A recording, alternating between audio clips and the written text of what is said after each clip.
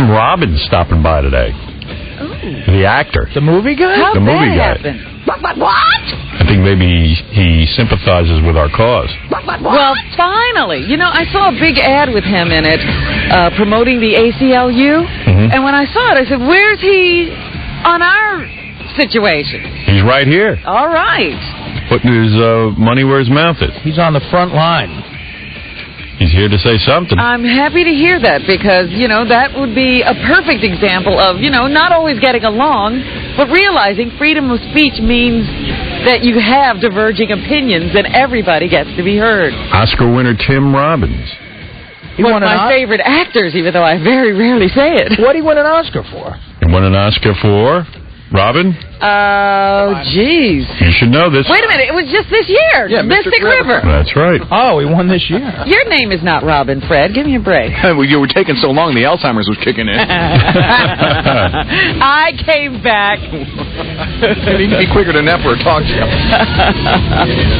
Why? I don't know. By the way, I watched. I'll change the topic. I watched David Letterman interview Janet Jackson, and I've got it on tape if you want to listen to it. It's horrible.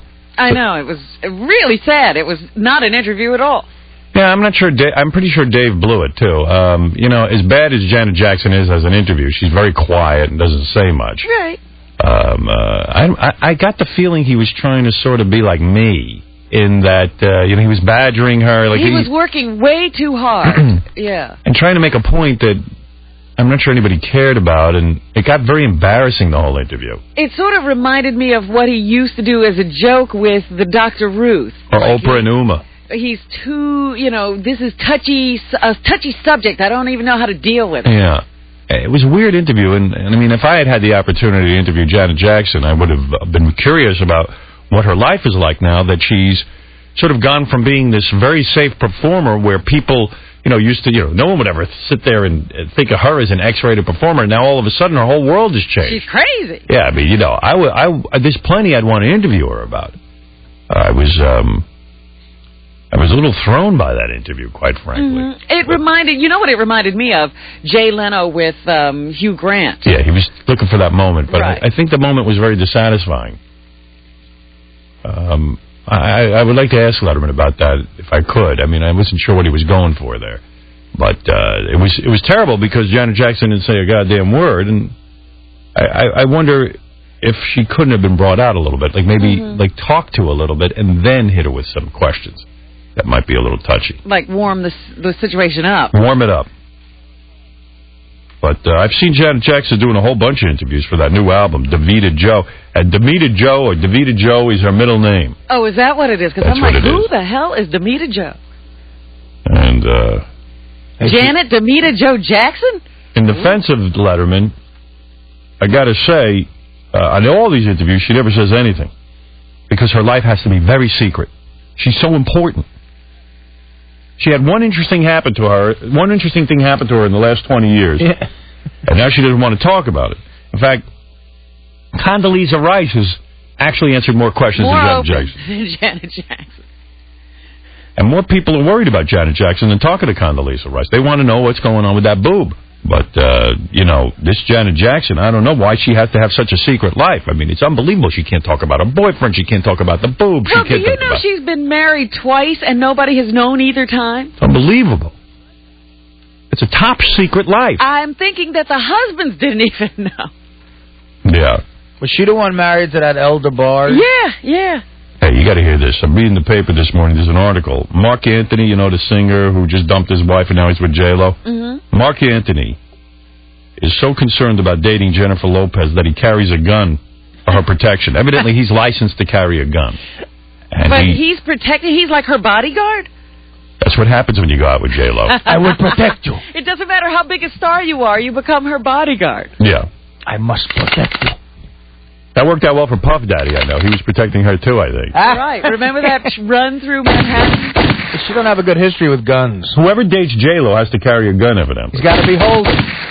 Mark Anthony is like the least threatening human being on earth. I'd never dream of him carrying a gun. I'll tell you what, if he had a gun, I'd run. The guy's got a pretty big career, Mark Anthony, or at least did at one point, and now the second he starts dating J-Lo, he turns into a security guard.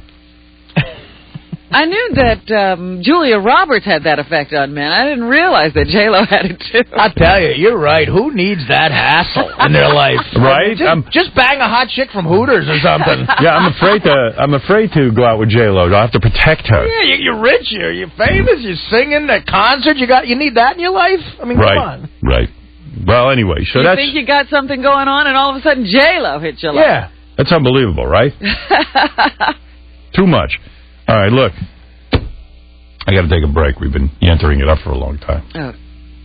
Right. That guy, I'll tell you, that guy was, he loves hearing himself talk, that religious guy. Yeah, oh, yeah. Friend. And he's good, too, My because friend. he addresses you as friend, not as friends or as a big group. He's talking to you directly. My friend. Well, that's Friend. a direct lift from Rush. Because old people love to have their radio friend. They don't have any friends. And they will send them life savings if you call them friend. Oh, yeah. Yeah, Rush is famous for that. Yeah. Just going, friends.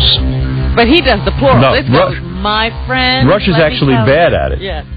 Because he's addressing a big auditorium when he talks. This guy gets that you're talking one-on-one. He's more dangerous than Rush. But then again, he has to be. He's collecting money from you directly. He doesn't have the sponsors. He's just busy just getting the money right out of your pocket. Well, truthfully, they are listening to him one at a time for sure. Yeah, there might only be one person in his audience. Friend? My friend wants me to send him money. All right, we'll be back right after these words. Everybody was running around here, JD and KC anyway, all happy about the new release of a Slipknot single. Oh, yeah? Yeah. Yeah, I don't know anything about it. Wilson And Phillips regrouped. You're kidding. They, Good news. yeah, big news. News. That's some good news from music. Go Your Own Way. Wilson Phillips, they remade a Fleetwood Mac song. I'm sure it's like fine. You know what I It's a mean? great song, so Yeah. what could you do bad about that? I wonder if It's close to elevator-y, though. I know. don't you think? I wonder if the two, like the one really hot chick who married Billy Baldwin, I wonder if she's still hot enough that you'd want to watch the video. Ah, that's You the know, question. That's sort of what it all... That's like American Idol, you know. Any good-looking chick with a halfway decent voice can get her record contract. American Idol's for ugly people who can actually sing a little bit. Yeah, Simon's wondering why the crop is so ugly. Yeah, but it's because anybody good-looking would be signed by a label already. I mean, Wilson Phillips had that great-looking China Phillips. And that's all they needed. Whatever her name is, China Phillips. Yeah. I saw a picture, I guess like an album cover or a press photo or something, and China still looks hot. Yeah. And of course now Carney is, they've let her in the pictures now. Yeah. They used to let her in. For a while, they almost blacked her out of Is the she picture. bogarting her way up front now? She's front and center now. She's in the middle. Yeah. Because it used to be China in the middle. Aren't they a little long in the tooth for the kids to buy their record? Yeah, whatever. I'm 36 and I'm not looking for her. Yeah, who are they singing to now? You think their fans will follow them? Hey, you know what? Let me give you some good music. Hey, how are the Yankees doing, by the way? It's like 8-1. They're crushing. Yankee baseball is back. They're crushing Tampa. Oh, they are? Yeah, they're killing it. Artie, you got a bet on this game? No. Yeah, I do, actually. Oh, you do? Yeah. It's the second inning, and I think they're up 8-1. Wow. People in the email begging me, please, Artie, don't mention your bets or your love of the Yankees because they... You have the Yankees today, right? Of course I got the Yankees. Yeah. What do you got on them, 1,000? I got $1,000. All right. I got $1,000. So you lost 2,400 yesterday. I got $1,000. Trying to make it back a little at a time. Yeah, I'm chasing it. That's what we call chasing in the business. Hey, real quick, I'll read all the email because you're in there, Artie. And by the way, speaking of Artie, guys, is it onion.com or theonion.com? If you go to theonion.com, which I'm a fan of, Artie's picture is up on there. And with it's a big headline. You know, they make this newspaper. It says FCC sentences Artie Lang to death. There's a big picture of Artie on there. Oh, that's funny. Front page. I'm very excited about making The Onion. I've been a fan for a long time. Front page of the Onion. Yes. I got to read that article. Why did they sentence him to death? Unfortunately, there's no article. It's just a funny headline. Just a funny headline. That'd be funny if they sentenced Artie to death. You know what? I'm willing to die for the cause. Thank you, Artie. Yes. To death by stoning. Artie's willing to die just because he's miserable. Yeah, that too. All right. Here's a guy who wrote me. He said, Howard, regarding your movie that you want to make, I was talking about that I just finished watching Freddy Krueger versus Jason, and I'm looking forward to Alien versus Predator. I like that kind of stuff. I said, but I would like to make a movie, Florida versus Maude. So it says, hey, Howard, if you get Bernie Mac to play Florida, you should get Howard to play Maude. Now, wouldn't that be a great movie? Keep up the good fight. Here's a comment on Jay Leno's looks. Ooh.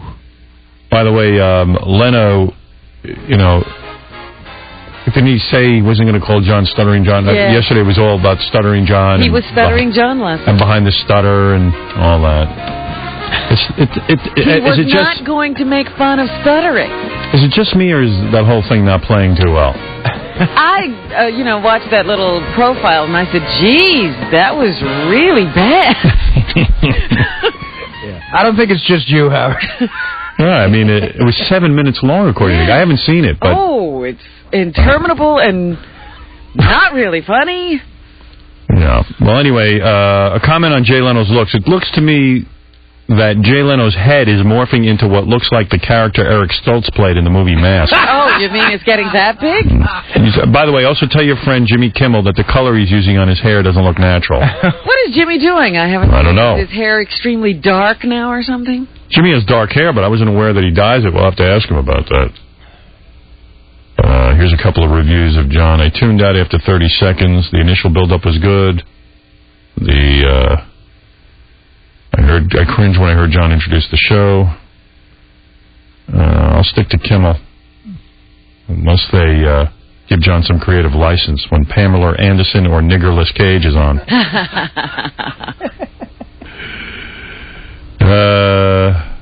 John's a disaster, using his fake deep announcer voice.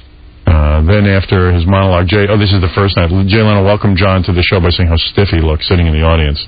And Leno, of course, did his Frankenstein-type rigid-looking stance. It's funny, the blind leading the blind.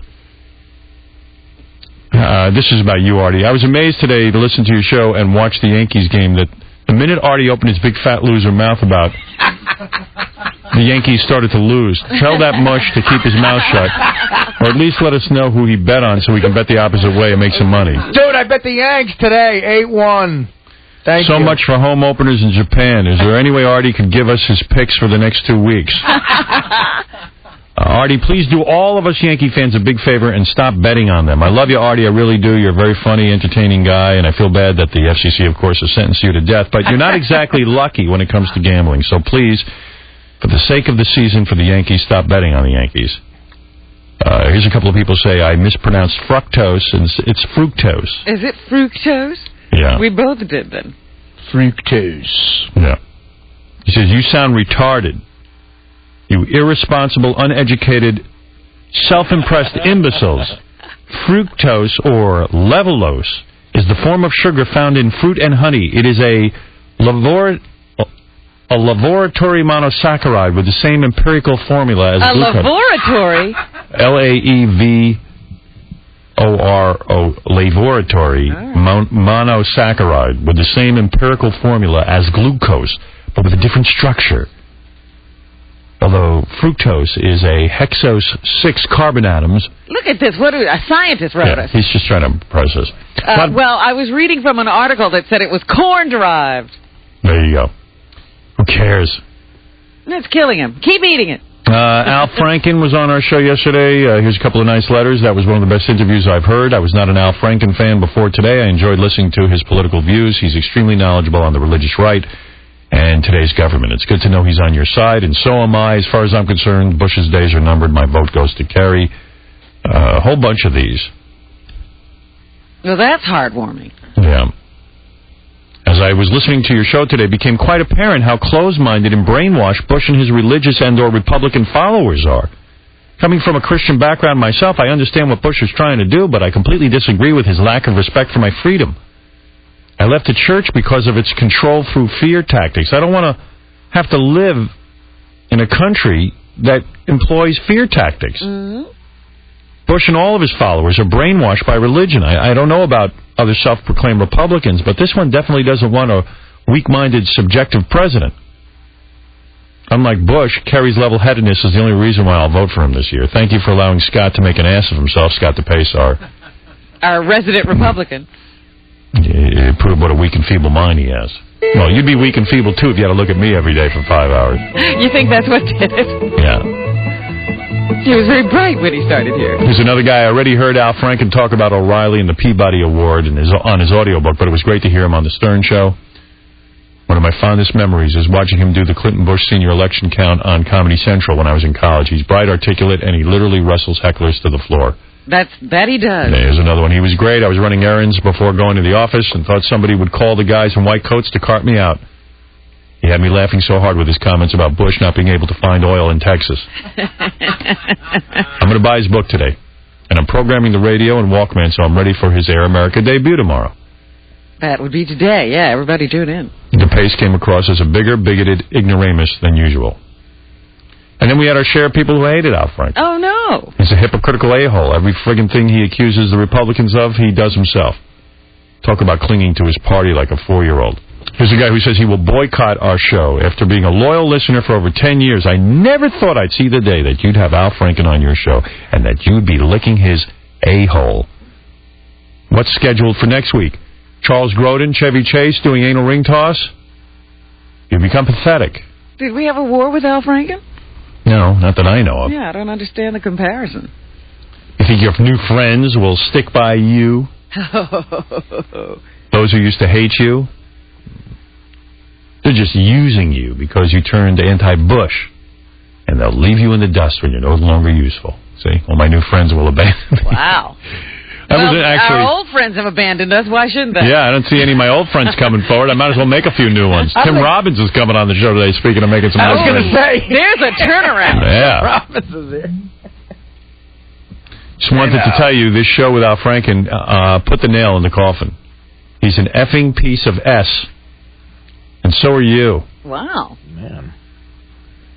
You're going down with the rest of your crew because you're old and stale. It's because of people like you that 9/11 happened.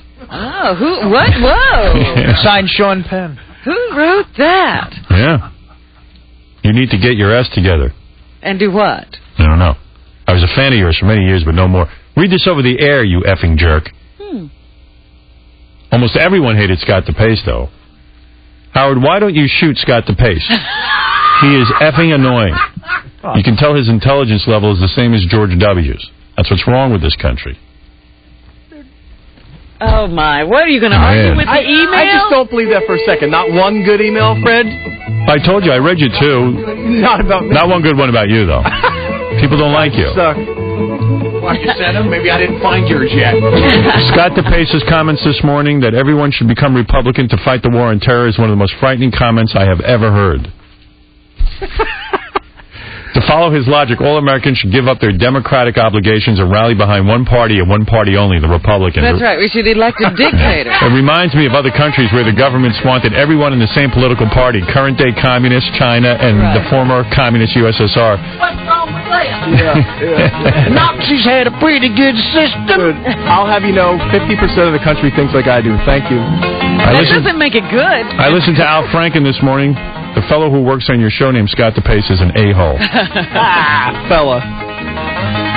That fella there. That guy's a queer. That feller. What? And what's wrong with queers? Can't use the word fella. Hey, as long as you're here, Scott, here's one that says, Howard, you have to show Benji doing his trampoline routine on the E-Show. Yeah. Oh, that's a good I'd idea. want to see that. I'd love to see that. 50% said they don't want to see it, so what about that? A lot of people were shook up by listening to the James Kennedy tape. Scott DePace's hero. He's a good man. He's my dear friend. My dear, dear friend. I love Scott's He's a Queer comeback. Yeah. Good. That's a good one. You need to get more information about that preacher whose tape you played today. That way we can complain to the FCC about him, too. Yeah, well, good luck. All right, so there it is. We get email. You've got email. So thank you for all the comments. And maybe I would do some satellite radio or something like that. It seems like it might be a good thing. I've spoken to those guys from time to time. I know Lee Abrams over at XM. I know some of the guys at Sirius. What about your own satellite? That's ridiculous. I mean, there was a big article in the New York Post about how I'm planning my own satellite network, and I said to my agent, how does that come about? Like, is there any discussion that you've had? He goes, I have no clue what they're talking about. Funny. Unless you're talking about my moves off the field. Yeah. So somebody just pulled that out of thin air? Yeah, they created a whole business for me. I'll start my own satellite company. Let's see. First, I'd have to actually get a satellite up into the sky. After that cost, I would probably have to start building some radios. And then I could go into business. Yeah, I hope you don't mind. I know where that came from. I took some meetings on your behalf over at the Satellites. Well, you better be careful because the FCC just announced they're going to actually execute you. Yes, I've been sentenced to death. When we come back from commercial, Tim Robbins is here, Academy Award-winning actor. Wow. I think he might be your height. He's a tall guy. Yeah. Bull Durham, great movie. Shawshank Redemption. That's the movie. That's the movie. Yeah, I thought Shawshank Redemption was Kevin Bacon was the prisoner. No. It was Tim Robbins. Yeah, well, I think the program's suitable now for Tim to come on because I think he probably supports our cause for free speech, don't you think? Yeah, well, we're underdogs now. I think he's getting a lot of headaches about free speech also because he's got a play that's running downtown. It's very anti-Bush, and I think he's getting a lot of heat for it. Is he? Yeah. For a play? Yeah. How do you get heat? And then also, he was a victim of that whole. They were going to do this big thing for the Baseball Hall of Fame for Bull Durham, and because of comments that him and his wife made about the war, they canceled it. Right, remember they didn't let him at the Hall of Fame? See? So he's a common ground. We got to pick up celebrity support. We're fighting a battle here. This is our first Academy Award winner who's supporting us, correct? This is the first Academy. Well, we don't know that he supports us yet. He didn't come in and support us. He hasn't come in and told us. He might come in here and tell us we're full of crap. All right. The government's right in our case. Yeah. I don't support the government anyway, except in your case. This is the one time I've not... Didn't Bobby Duvall win an Oscar? Oh, yeah. Of course Bobby Duvall has won an Oscar. Has he? Oh, yeah, for the Apostle. No, Tender Mercies, that's right. That's right. Yeah, but he doesn't support us, I don't think. A lot of people sending us tapes, though. They want Stuttering John's job. Well, these are my American Idol tapes. You don't watch it anymore. Nope, you accused me of watching it because I liked it, so I stopped. Well, you'll be back. I guarantee you'll watch it again. No, I hate the show. I don't just dislike it, I hate it. First of all, they had on... What, are they doing that celebrity guest thing again? Celebrity judge. They had on Ashford and Simpson. Remember them? The two of them. And I don't know if I'm crazy, but I think they got to be about 65 years old. And that son of a bitch, Ashford, looked pretty good, or I don't know what you... around forever. Yeah, I mean, how old is They were writing, like, Motown songs when Motown was hot. So right, they wrote for, like, Marvin Gaye and stuff. So how old is Ashford and Simpson? Got to be in their 60s. No, I mean, like, I don't want to guess. I want to know. All right. Well, I don't know that. Good question. We need to know. Because they look like... Oh, she's a little beat up, but he looks good. I would say, if I was guessing, 65. But he's kind of creepy. Look, he always was with those the bad leather pants and the greasy hair. Not to show my age, but which one's the chick? I don't know either. I wasn't a big Ashford and Simpson fan, but they did write a lot of hit songs. Solid as a rock. That's them? Do-do-do-do. I do like them. Simpson's the female. Oh, okay. She's the chick. Yeah, well, that's why Ashford goes first. But Ashford, he was the one who started that pimp dressing. You know, he was doing it long before Snoop Dogg. Scary. Really? Because my Uncle Tony claims he did. And then, for those of you who watch it, what? You got the answer? How old he is? Yeah. How old do you think he is? I'm going to say the dude's 63. In May, he'll be 62. Really? Wow. Looks damn good for 62. Yeah, didn't you think it was funny every time he had a comment on somebody, it was usually a girl, and he talked about how hot she was? Yeah. Really? You are so beautiful. How old is his wife? Like 62? Let me look it up. All right. She might be a touch older. And who knows if... I don't know where you're getting your info, Baba Booey, but they might be lying. Yeah, they could be shaving a few years. Mm-hmm. Somebody asked me the other day why I don't lie about my age. Because they think it's a little too late? Well, they were saying I could get away with it. Who told you that? I don't know. Somebody said, why do you tell your age? You could lie. Because what do you care? Yeah, I was like, I don't care about it.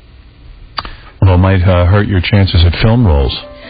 Oh, please. In your new publicity campaign going on. I can play anything, even a man. Oh, I believe that. Hurt me. Yes, Gary. We got Valerie's age. How old? I'm going to say 58. In August, she'll be 58. Wow, you're like a circus performer. You know, the older you get, the more you focus in on people's age. You ought to join one of those carnivals. Hey, let me guess her weight. Let her sit on my tongue. I'll guess her weight. Yeah, she's 58. She's 58. What? I was thinking a touch older. See, she looks older than he is. Might need a little work. They might have had some work. It's time. I was watching American Idol, and there's a couple of things I got to tell you. I don't get that kid with the red hair, and finally they hated him. And he's awful. He's gone tonight. They don't have to put the show on. I don't know that he's gone. There's that other chick they all hate. But he was really bad last night. Yeah. I like that real African-looking chick. Fantasia. Fantasia. She's good. See, I'm into LaToya. Fantasia. She was named after that stupid Disney movie? Yeah. The one that everyone smoked pot to, that cartoon. But, she got real street attitude. She can get down with the get down. Yeah, she's angry. Yeah, I think her parents are like, her mother's a minister or something in a church. Does she have like an 8-year-old kid? Then there's that chubby black girl who is proud of all her weight loss, but she's still chubby, and then they flash to her family, and her mother and her sister are about 900 pounds, which is frightening. Yeah, you thought it was Ruben Studdard, and it was her mom. Yeah, I mean, there's a lot, and even the chicks who are sort of hot are fat. Like, everyone's fat. That's America. Yeah. Yep. Too much fructose. And you were right, by the way. That guy they threw off last week, he is Cabby. Did you see him? He's back again, yeah. He's dancing, like, totally just trying to get on camera. Yeah. Please notice. Go home. You lost. Well, where was he dancing? In the audience. Oh, dear. You lost, dude. Go home. Get another career. But I think it's going to come down to with two of those black chicks, Fantasia and LaToya. LaToya's good. LaToya and Fantasia? You know, but Simon Cowell told that chick with the pink hair, he goes, you know who you look like? Jay Leno. And like that's crushing to a lady. It was really cruel. Wow. To a lady, that's bad. Yeah, you don't want to hear you look like Jay Leno with a big giant pumpkin head and chin. A lot of people trying to write FCC songs. Anything good? I haven't heard them, quite frankly. But Casey told me they weren't that good. You want to hear some? All right. Not really catching. No. I'm not going to rally a crowd. Yeah. With this kind of musical effort, we're not going to really get anywhere. This one's called FUFCC. Look, it's not bad, but...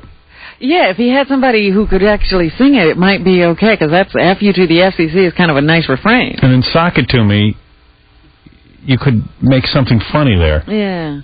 I mean, I don't mean to critique, but like you suck, you suck, you suck, you suck. Right. Something. It doesn't have to be Sock It To Me. Just a little bit. Yeah, they've just gone right back to the song. Just a little. I wonder what they're bleeping at. Yeah, what is he saying? Who knows? We can't hear it. We're not mature enough. Probably nothing that bad. If kids heard it, it would be awful. Whatever it is, they're bleeping. Oh, hey, tonight on E, Courtney Love. Everyone wanted to see that. Ah, great.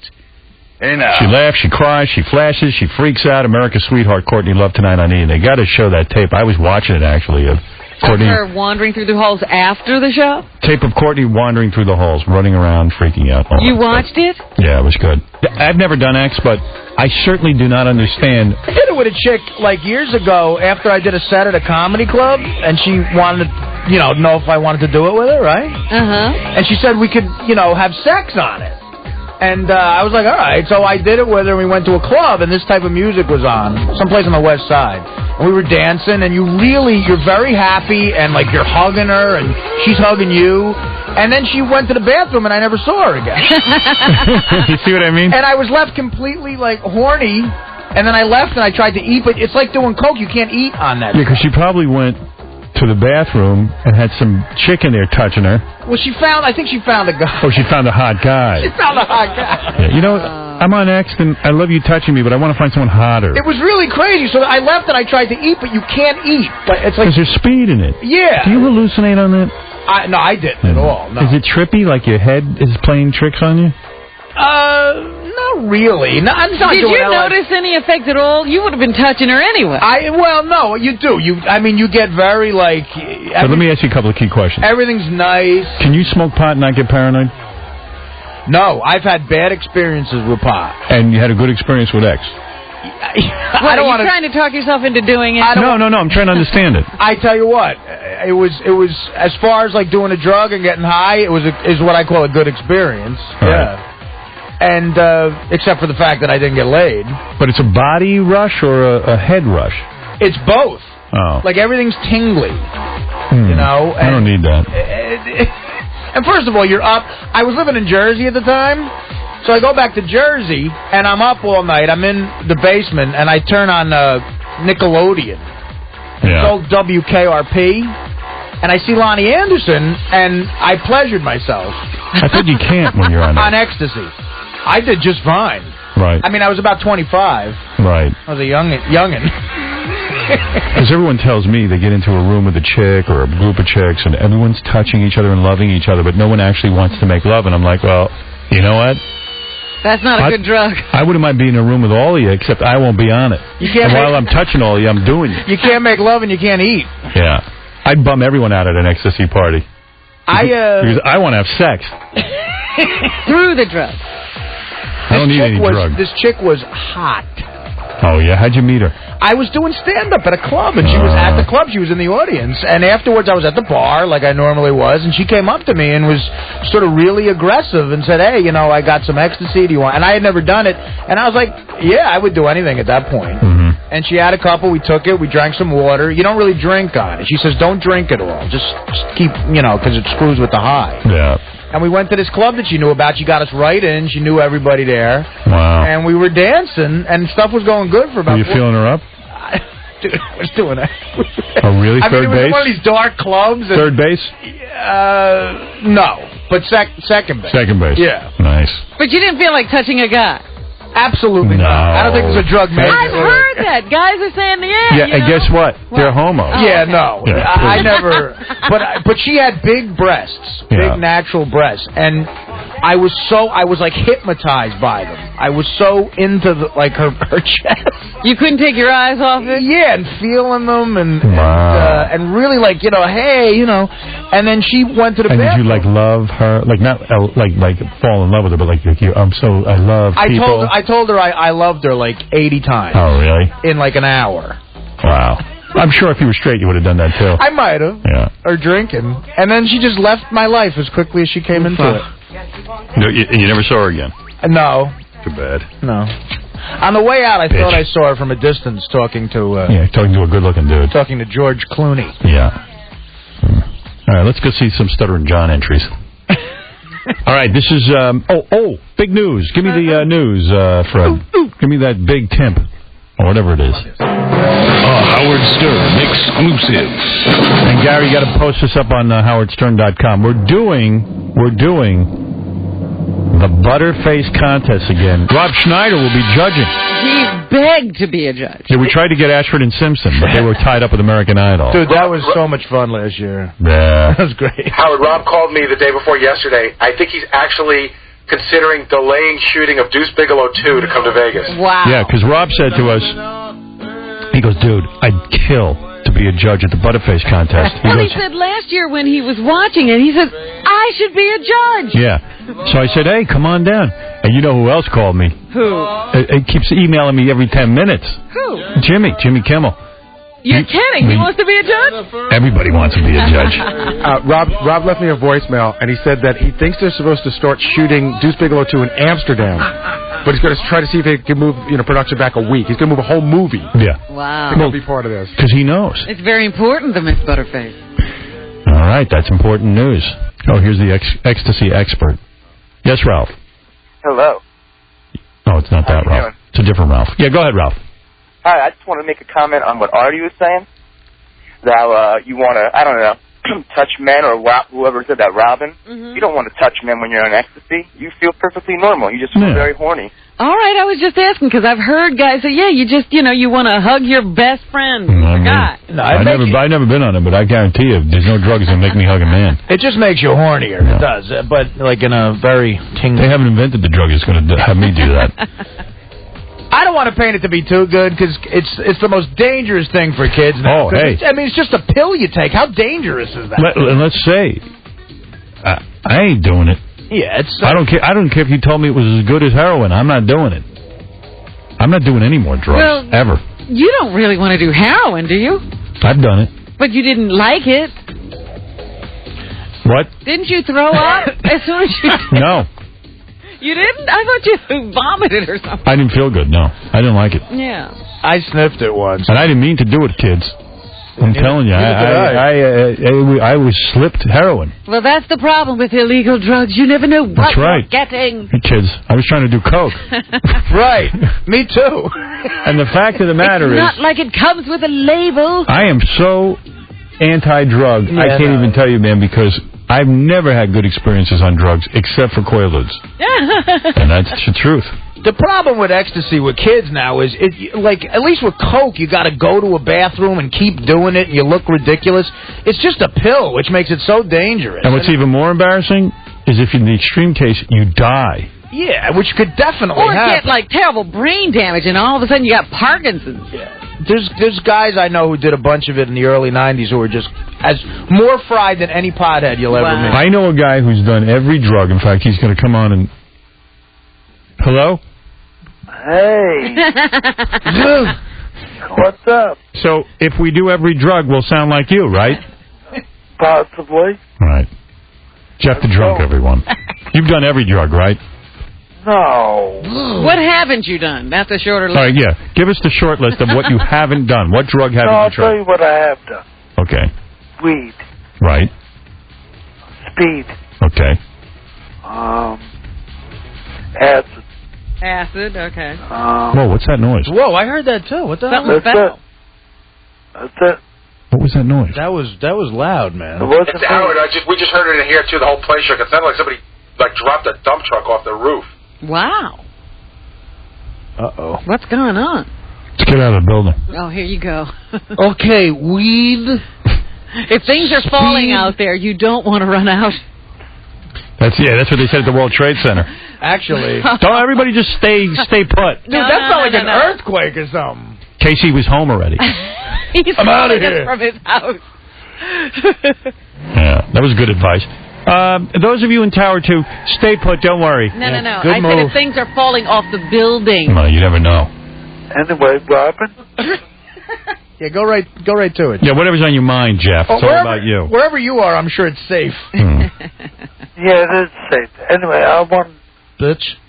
Hey, Robin. Yes? I think it's time that you pose nude for Playboy. Okay, right. Jeff.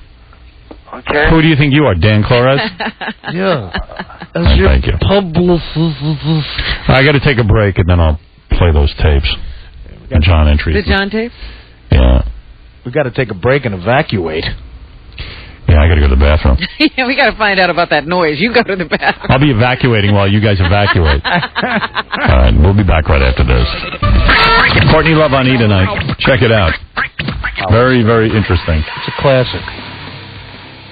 A classic. It really is a classic. I must see. I think Artie picks her up at one point, and literally picks her up off her feet. Well, I had no choice. She jumped into my arm.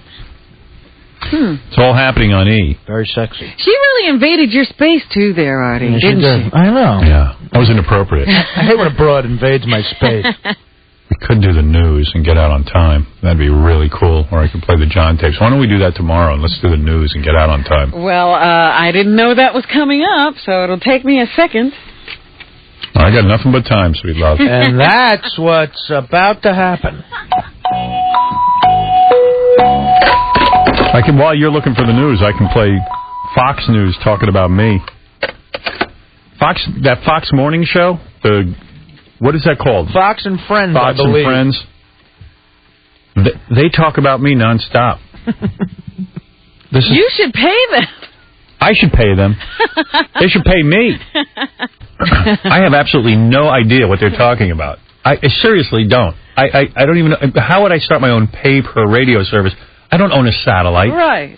Beth was in the movie with Ben Stiller where she had a twin sister, and I think they think that's really she has a twin. I guess I don't. That's the only thing I can figure. Almost everything there is inaccurate. Wow. Is the chick on that clip? Is she the hot one? No, that's not the blonde from The Weeknd. The Weeknd chick defends me on there, and I really dig her. Tomorrow on Fox and Friends, Howard Stern's hair. Is it better short? We'll be asking a panel of experts. Now, as much as I would love to have my own satellite company, I would have no idea how to do that, nor would I be able to set up my own satellite in space. Why would you go for I'm not that wealthy a man. Yeah. But it is possible to go to satellite radio.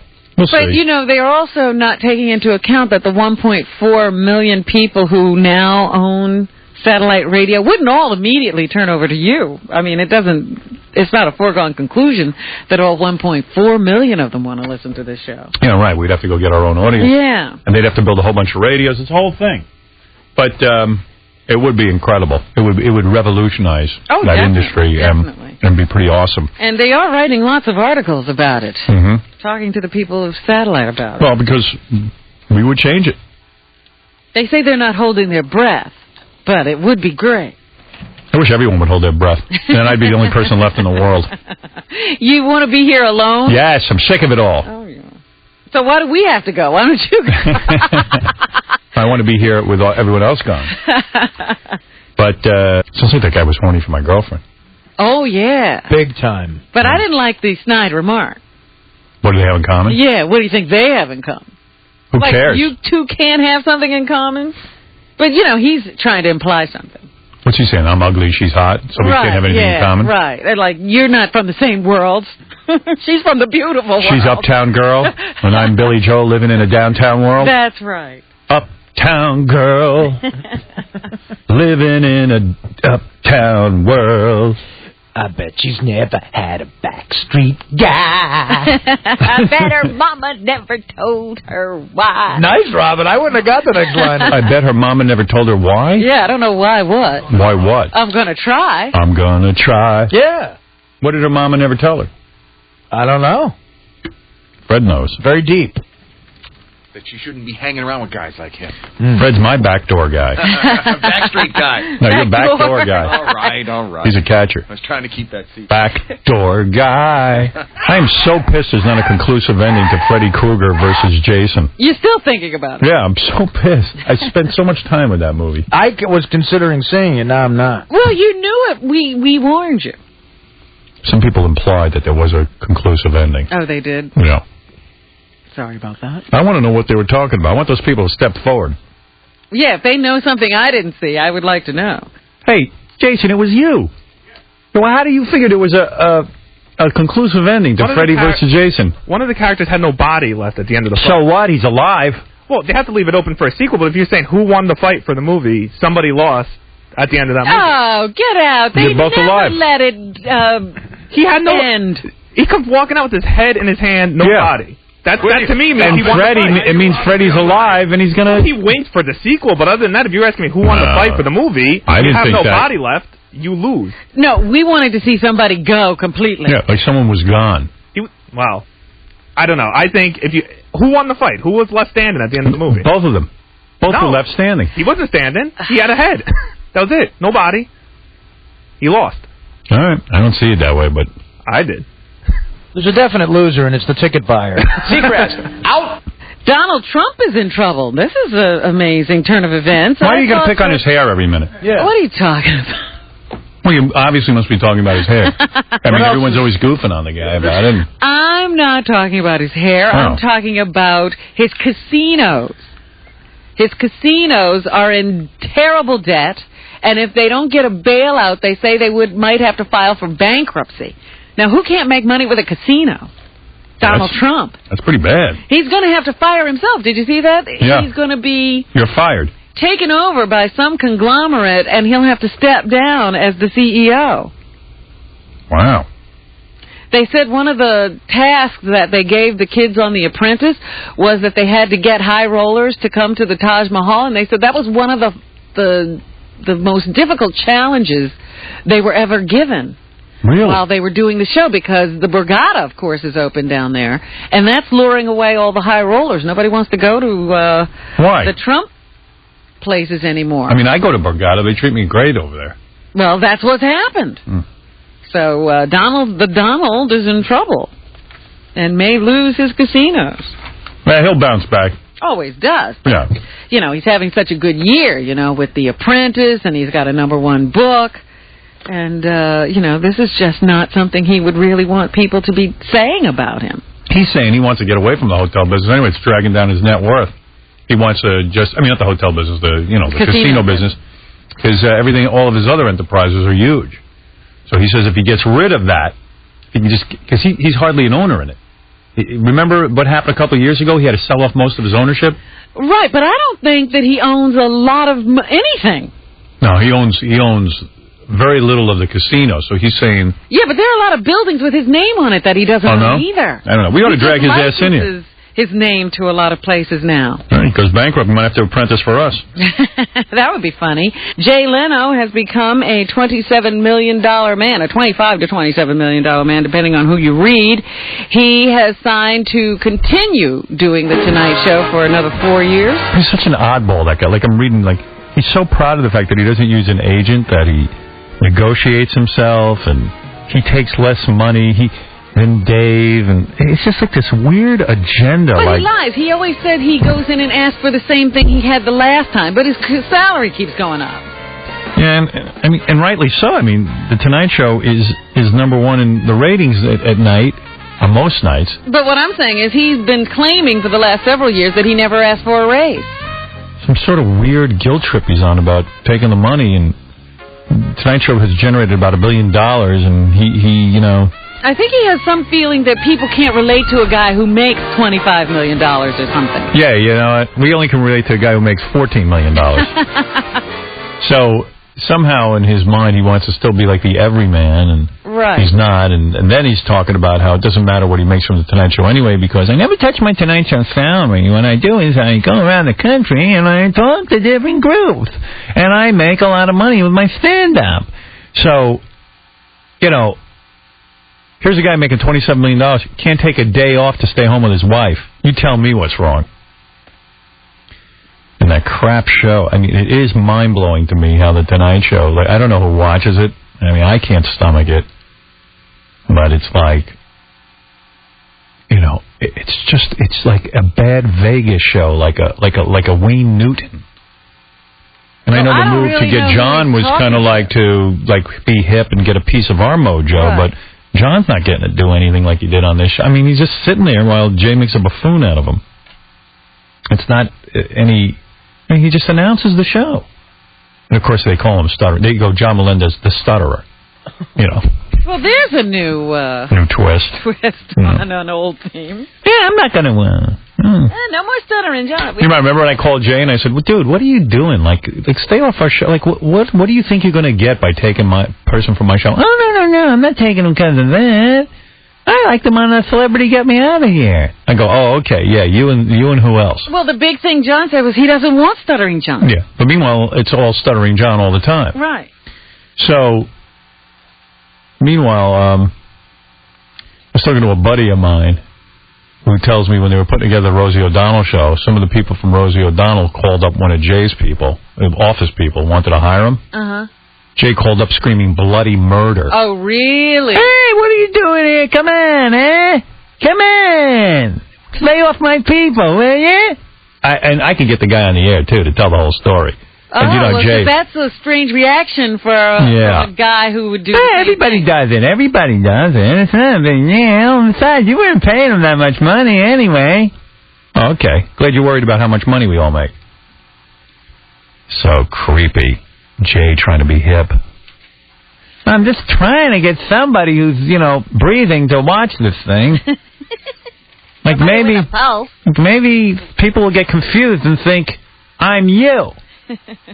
Wonder what the strategy is there in that show. It's like a Wayne Newton show. Will and Grace star Deborah Messing will not be in the finale of this season's Will and Grace. What? You're kidding. She's been ordered to stay off her feet because she's pregnant, and I guess... oh, she has to be off her feet. What a princess. Having a few problems there. Yeah, she's got no problem. Her problem is she's pregnant. The final 4 episodes will have to do without her. She has to stay off her feet. It's time to take back the airwaves from Cross and Lopez and end our bizarre April Fool's joke. That was scary. Hello, this is Nambla, the North American... Yes, we are back for anybody who is stupid enough to fall for that. And there were many of you. Check your calendar, people. Many of you actually fell for that, but I wouldn't doubt that Cross and Lopez could be our replacement. Hey, you know, that's the way the country wants to go, I think. Great Cross and Lopez join us now. Our program director, Robert Cross, and, of course, Danny. Yeah. who I renamed Lopez Oh, thank you very much for that one. because I like that. You guys did a great job. I didn't even believe it. You guys really did a great job. In No, fact, you have a lot of chemistry on the air, though. I like that. yeah, and everybody was digging Danny when we were doing it. Oh, my God. I got sort of attracted to her. Really, you were all standing in there. What were you doing? Well, Benji had his pants off and was pleasuring himself. Everyone was like realizing how hot Danny is. I was supposed to be in there contributing, and I just kept looking at Danny's cans. Well, that was your contribution. Yeah, thanks for contributing. All right, I want to thank, what is it, Gary? I thought Gary wanted to say something. First of all, I want to thank our program director, Robert Cross, better known as Chuck Rose. My pleasure. Are those I've his been on true the air in like feelings? 11 months. Are those his And you true... did that to me. What? I just wanted to know, are those his true feelings about American Idol? I was just fascinated. I've never, I don't think I've seen it this season. I actually, those are my true feelings about American Idol. And we got, well, this worked out well because we got a lot of phone calls, people who realized it was an April Fool's joke right away. And then, What were the affiliates doing? well, this is weird. First they called up and said they weren't going to run the show. Oh, yeah? So they were freaking out because Tim Sabian at WYSP called up and he said, what is this? Sacramento said, what do we do? And I said, Mel said, run it. Yeah, we just kept saying Mel said to run the show. Right. In Hartford, they kind of ruined the joke because the program director, Mike Picozzi, told the guy to get on the air and go, keep in mind this is April Fool's. Oh, come on. So he ruined the joke. I know, but that was only in Hartford. Why would he do that? I still don't know. I said to the guy, the board op, who he was only listening to orders, I said, if you say it's April Fool's Day, doesn't that if it were an April Fool's joke, wouldn't that give it away? And he's saying, man, talk to Picozzi. The fun is waking up. Right. And thinking that maybe, and I was nervous through the whole thing. I was, too. I was like, oh, my God. Oh, and wait, I should what tell you. What are we going to do? In Hartford, the guy said, I said, why would you give away the joke? He goes, dude, we're a rock station. You're playing Britney Spears. Yeah, well, that's the joke. Yes. Yeah, therein lies the comedy. Did anybody tell Tom yet that this is a joke? No, Tom is very much ready to man the phones and take the heat. Tom liked it. Yeah, I think I got a job. This was a good dry run for Tom for about 3 weeks from now. He says, let's get it on. Give me those phone calls. He just got a big schedule for McDonald's. He's thrilled. Yeah. They want to get back on the show as soon as possible. The big, yes. Yeah, the big Cross and Lopez fans. How about the guy who called in and just wanted a shout-out to his girlfriend? I was like, yeah, kill all the people who want shout-outs. Yeah, they already had fans. I mean, you guys have a following. It doesn't take long. Yeah, the sickening part was we're in there taking phone calls because we taped them. Uh-huh. And a lot of people were like, we really like the show. I like this. And by the way, this just in, we're back on Clear Channel. We're on in 6 new markets. Tom, look at you reading that announcement about the end of the show. Credible read, right? It was a very credible read. Speech impediment and all. Yeah, you were good. Thank you. He came in and said, how was my read? Tom always wants credit. Well, let's hand it to Cross and Lopez. Yeah, give him a round of applause. We're good. Tom's idea to get Cross. Call to stations listening throughout the country. The Clear Channel. Call my attorney. Call my agent. Yeah, I'm ready to go. I said, if you two guys get good work out of this, I want the right amount of money. I'm ready to do it. Yeah, of course. That's a great audition tape. Just pull that. All pedal wholesomeness. Danny was a little too happy in there. I was buying her all the way. I'm going to slip my wrist. She's like, yeah. She wants that morning show. She needs that morning slot. When are you on the station, Danny? I'm a swinger. Oh, you swing around. Cool. Is that what happens? That's what happens. Yeah, when Kathy takes over overnight. Danny's that person we put when we don't have anybody else to put there. She does everything. She'll do anything from afternoon drive to midnight to 4 in the morning. She does a lot of overnights, but weren't you filling in for Kane like a couple of weeks ago? You were here in the afternoon? Yeah, she'll do anything. Sometimes. Yeah, I think. Whatever. I think you should switch to like a top 40 for a minute. You're really good at it. I think we should. I'm insulted. Yeah. I think we should give her Benji's job. Yeah. I'm for that. Wait, he's wearing clothing. Anyway, hi, you're on the air. Nick, you're on the air. Captain Jenks, you're on the air. Nick was Howard, one of the you people. dick.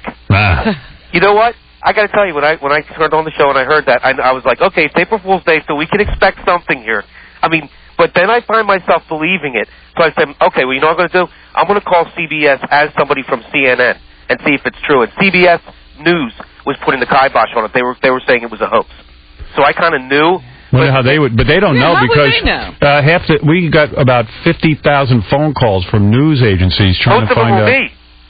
Yeah, maybe it was all you. Yeah, but you know what, though, Howard? I'll tell you what, not for nothing, but this is what's going to happen one day.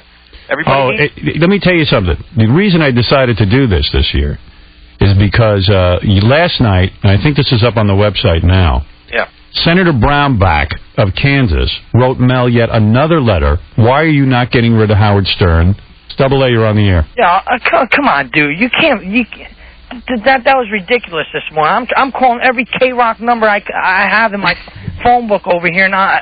Yeah, but you got to realize that Scooby-Doo contest wasn't half bad. Yeah, I was loving it. Great contest prizes. Screw that. What, are you kidding me? I love that Olive Garden giveaway. 2 passes to the Olive Garden and Scooby-Doo tickets. You got to admit, Cross and Lopez with that Leno monologue really worked. And also, can we play Toxic again? Die for all I care right now, man. This was like 9/11 all over for me. I mean, it was horrible, man. Tim Sabian, our program director in Philadelphia. Howard, you. Yeah, Tim was fooled. Tim was Bailey. What were you going to do, Tim? Tim was like, what do I do?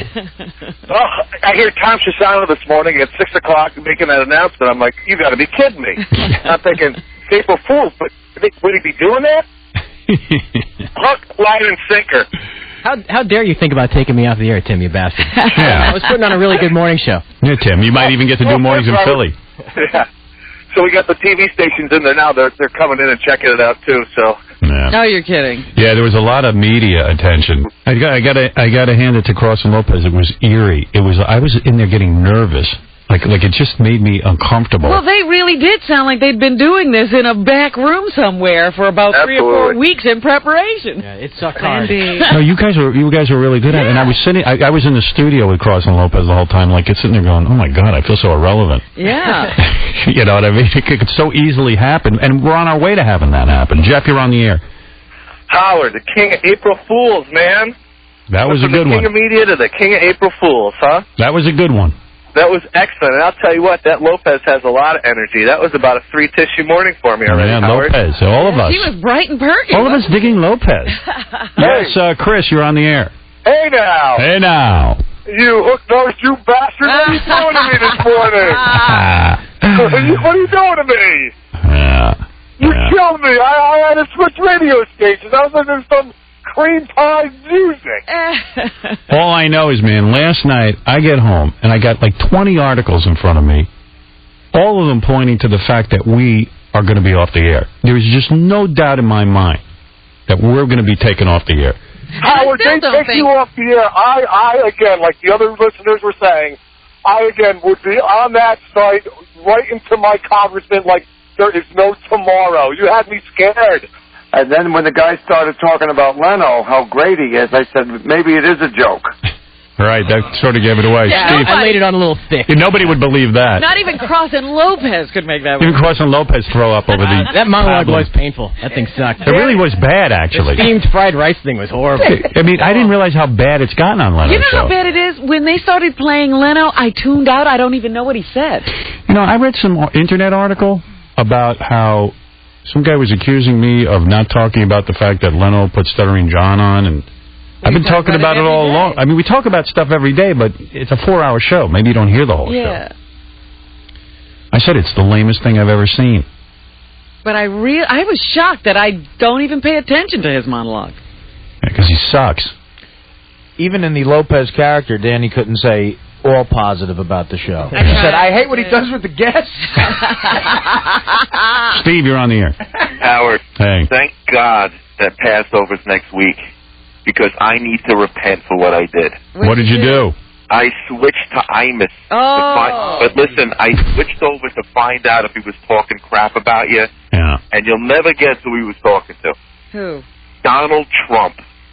Wow. Is he a traitor? Donald Donald's a bit of a traitor. He is. Well, you know, he's an opportunist. Yeah. So. I mean, he said, hey, Stern's off the air, I'll go to Imus. Yeah, I mean, the second I go off the air, Donald Trump is there. He's not going to be rallying behind the troops.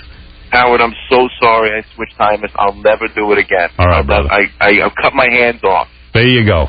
All right. Can I just see how quickly people just turn and abandon? Yeah. Oh, yeah. People will find something else to listen to. You know what? If we're off the air, I'll give you permission to listen to that idiot. How's that? No, I don't. I'll never do it. He's a moron. Hey, Artie, can I just tell you something? I've been wanting to call and tell you about it.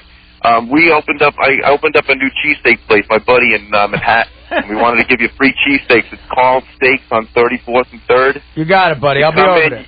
You come in there and you get free cheesesteaks. Yeah, Artie will be there. Don't worry. Believe me, free cheesesteaks. I'll show up. All you need is that Artie place to get is right that by my business house, going. and rumor is that it's awesome. Really? Yeah. It's like I live like 2 blocks from there. Rumor is it's great. I'll be there. I'll be there at 11:03 this morning. All I know is I eat cheese. How come you're so thin? I eat cheesesteaks and I get like 500 pounds put on me. I don't eat cheesesteaks. I want to now that I heard they're really good, but you know. Well, cheesesteaks. How do you go wrong with a cheesesteak? Yeah. It's not that fattening, right, Artie? No. Sometimes they use that synthetic cheese, which is good for you. Hey, Paul, you're on the air.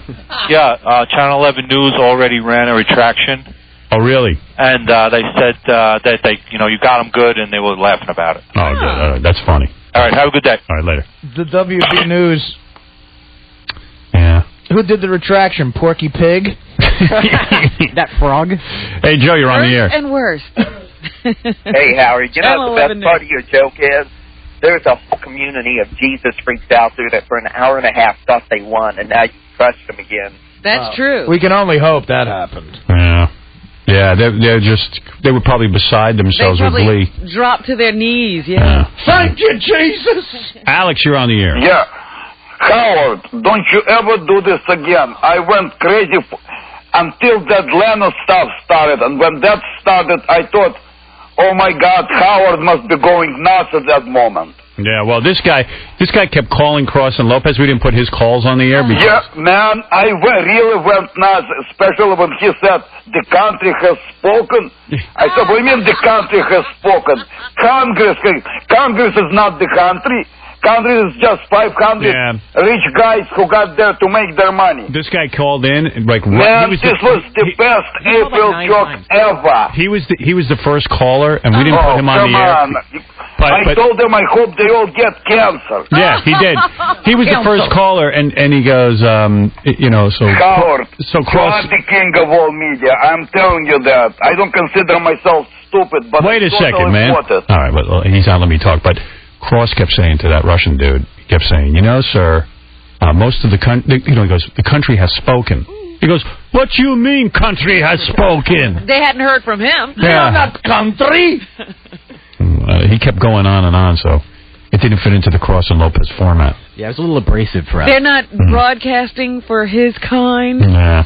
Hey, Nikki. Nikki's not there.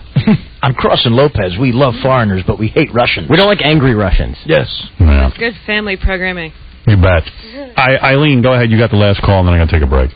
Dude, in the 14 years I've been listening to you, that was the best thing you ever did. I called my husband. I'm in the car. I call my husband. I go, John, you have to turn the TV on. Howard Rock's going to be all over the TV. And then within 3 minutes, I figured out that it was a joke. Then I go into the gym, and everybody's talking about it. Cross and Lopez are on 92.3. You have to turn it on. Howard's off. And I said, you guys. And then the one guy said, it's April Fool's. And then I said, and you didn't even realize that it was a joke? I mean, if you listen to you long enough, you get you get your humor. I knew immediately it was a joke, but that was the best thing you did in 14 years. All right, thanks. Thanks for the call. Right. Okay. All right, well, Bye. Cross and Lopez was a hit. Look, Cross and Lopez is big. Cross and Lopez. Look at you, You were on the gym. I know, I'm telling you. You were Channel, here we come. Yeah. Yeah, you guys would fit in well into their plan. Yeah, we really would. Yeah. Coming up on an all-new CNL, more Britney. You guys actually inspired me. Maybe we could have fun without the filth. No! Shut up. Filth! I was like, look at how Infinity is dumping us. Fun without the filth. That was my slogan. That's a great slogan, by the way. You know what? I was laying in bed and I go, we got to do an April Fool's joke, fun without the filth. But you two, you pulled it off masterfully. It was a pleasure. It's good to be nice. It feels like strangely naughty to be so, goody two-shoes. Danny, thank you. Yourself. Yeah. But you know what? That happy talk really does work for that music. The music sounds absolutely evil with you two in between. Yeah. You guys were very Ryan Seacrest-like. I like that Toxic song. Let's play that. I'm digging it. We're back in the studio. We're putting together the show. Uh-huh. So Artie's standing there. He's half asleep. And, oh, come on. And we're talking. And by the way, I want to thank Dead Air Dave, who ran the board. He did a beautiful job. Yeah. Boy, he's good. He can do something. He's good. He's great. He was really terrific. Well, from hitting that button, he's gotten really good at working controls. I mean, he's really talented. He shouldn't be working a button. Give the guy a full-time air shift. It's ridiculous. Guy's smooth. Stop cursing so much so he's not exhausted from bleeping your F words in the morning. Oh, yeah, like we curse. Dead Air Dave was beautiful. Dead Air Dave did a great job. He really did. He can do something. That's right. He's smart, not stupid. How about Dead Air Dave and Lopez? There you go. Yeah. Anything Not gets me off dumb. here. Yeah. Like what everybody says. So anyway, we're standing there, and